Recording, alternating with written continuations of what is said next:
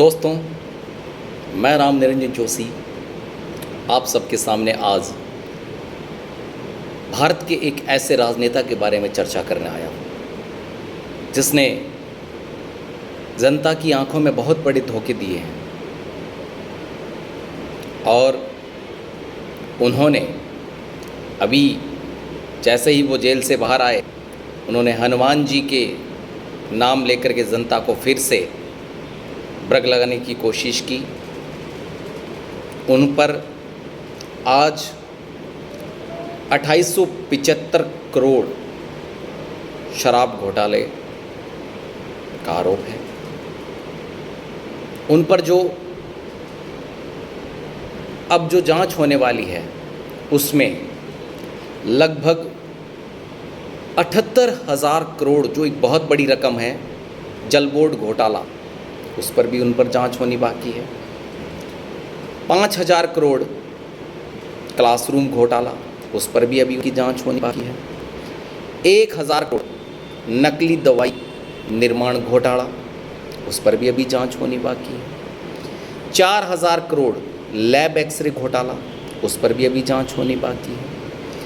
1850 गाड़ियों में जो पैनिक बटन होता है उस पर घोटाला है, उसमें भी जांच होनी बाकी है।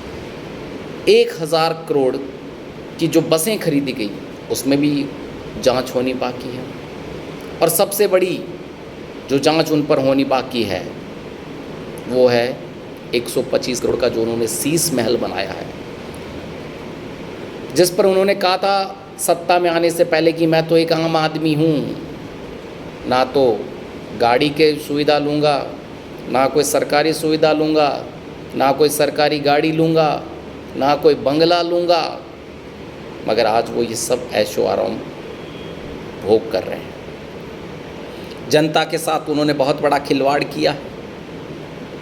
हाँ, कुछ फ़ायदे पहुँचाए हैं जनता को, जैसे बिजली बिल पर, पानी पर, ये अच्छी आते हैं उनकी। निश्चित तौर पर उन्होंने गरीब और निचले तबके के लोगों के लिए ये एक अच्छा फ़ैसला लिया, मगर बिना सोचे समझे लिया गया ये फ़ैसला आने वाले समय में ये देश को बहुत बड़े कर्ज के गहरे गर्द में डाल देगा, इससे ना मुश्किल हो जाएगा। हम बात कर रहे हैं, ये तो थे उनके सत्ता में आने के बाद के घोटाले, मगर उससे पहले ये एक बहुत बड़े घोटाले कर चुके हैं। उस घोटालों को अगर देखा जाए, जो खालिस्तान का जो हम नाम सुनते हैं, जिनका खामियाजा भारत ने बहुत बार भुगता है, उनकी ये शरण में रहे हैं। खालिस्तानी आतंकवादी पन्नू ने लाइव आकर भगवत मान और आप पार्टी पर बहुत बड़े और गंभीर आरोप लगाए हैं। उन्होंने बताया है कि सत्ता में आने से ये न्यूयॉर्क यूएसए गए, अमेरिका में खालिस्तानियों के साथ इन्होंने मीटिंग की। ये नेशनल सिक्योरिटी के लिए एक बहुत ही खतरनाक साबित है। और उन्होंने बताया कि जो अमेरिका से जो मीटिंग हुई, उन्होंने कहा कि प्रोफेसर देवेंद्र पाल सिंह भुल्लर, उनको रिहा किया जाएगा। इसके बदले उन्होंने खालिस्तानियों से $16 मिलियन यानी 132 करोड़ रुपए की अवैध फंडिंग भी ली है। उन्होंने मीडिया को बताया कि 2018 के लगभग खालिस्तानी एक्स मिलिट्रियन के वो घर रहे और उस व्यक्ति का नाम है, वो 97 के ब्लास्ट के अंदर उसका नाम रहा होगा।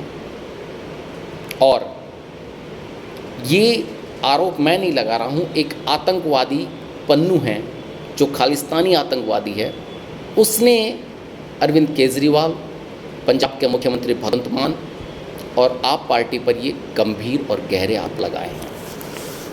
मैं चाहता हूँ कि इस प्रकार की इन पर जांच होनी चाहिए।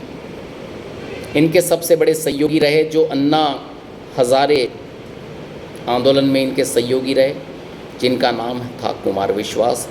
वो साहित्य के बहुत बड़े विद्वान व्यक्ति हैं भारत के। उन्होंने भी किसी समय में इनके सहयोगी के रूप में काम किया। परंतु समय रहते उन्हें पता लगा कि ये राष्ट्रहित में नहीं, राष्ट्र के विरोध में काम कर रहे हैं। उन्होंने उनका साथ छोड़ दिया। कुमार अरविंद केजरीवाल और पार्टी पर गंभीर आरोप लगाए हैं।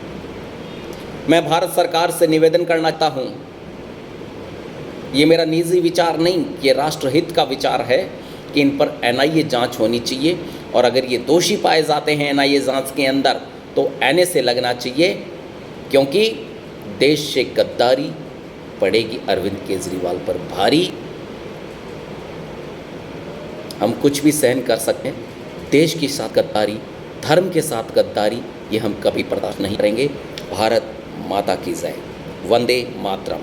जय श्री राम।